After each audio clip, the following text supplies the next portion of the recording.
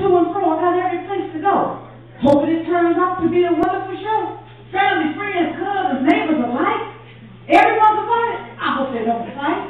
The carpet is clean, the drinks are screamed, balloons, candles, banners, the place is like a movie scene. Excitement and joy is all in the air. What's going on? What's all the panic about? Is it a wedding, birthday, family reunion, a big fuss about? Whatever it is, some are happy on the inside and out. But others are mad and running like they've been left out. Today is the day of our Savior's return. The things are ecstatic at the sound of the horn, but the sinners are scrambling and don't know what to do. They heard about this day coming, but they believed it was true. Now, facing the disaster of their inevitable end, many cries of regret about the S.O.N. They didn't let in. Please, sisters and brothers, don't let this be true. Accept Jesus Christ as Savior, and He'll return to you.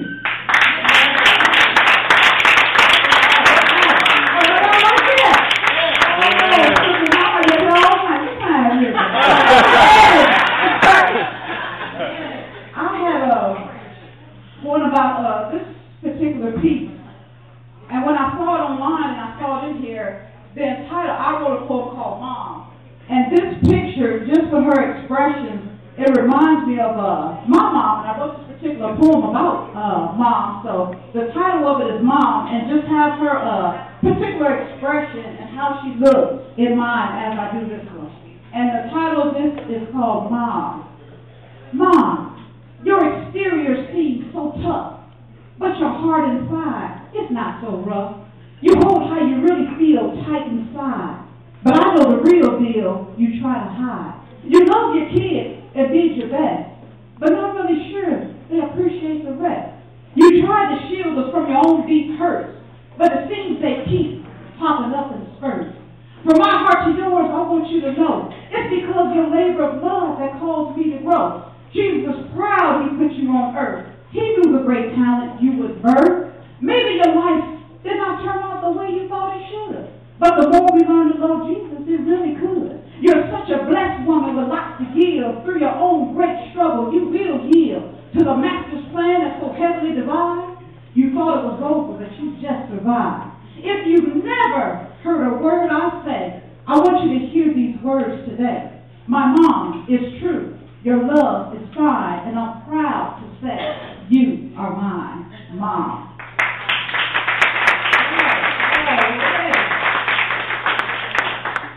And since my time winding down, y'all make me feel good. I can do a two-step. I got one final piece that I'm going to do. It'll be dear to anyone's heart that has ever wanted to give up on anything, whether it be a relationship, whether it be a husband or wife or children or even a job. You know, just sometimes you feel like the pressures of life just get to you and they weigh you down. There's not a person in this room that has some point in their life have not felt like wanting to give up. And so this poem is called Requiring Too Much. Requiring too much. So you want to give up? Yes, I know it's true. You think in your heart, I'm requiring too much of you. Well, let me take you on a little journey through a place in time. By the time it's over, I guarantee you'll change your mind. I was born to fulfill my destiny in a manger one day. When King Herod chasing me, we had to get away. From the time I was born, my life was on the line. But make no mistake about it, no man could take it. I gave it up when it was time. I came to earth to redeem man, and that's true. But I took a lot of abuse from people just like you. People want to live a lifestyle I would not endorse. I was only trying to lead them on just the right course. I tried to touch the people's hearts and change their minds. But the people got angry. The devil made them blind. They talked, lied, mistreated, scorned, and rebuked. Can you see? And in the fullness of time, they even plotted on how to kill me. Not a pretty death, the one I would die, but to be embarrassed on a cross, I was hung high. Even before I got to the cross, they did some things evil. They spit in my face and plucked my beard and beat me until I was feeble. And even that's not all. I was beat with a spike whip, and every lash, some skin, it did rip. And even that's not how the story ends. They drove a crown of thorns that felt like needle pins.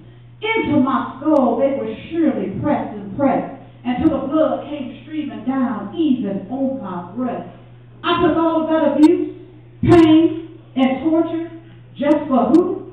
Now, do you still believe I'm requiring too much of you? Requiring too much.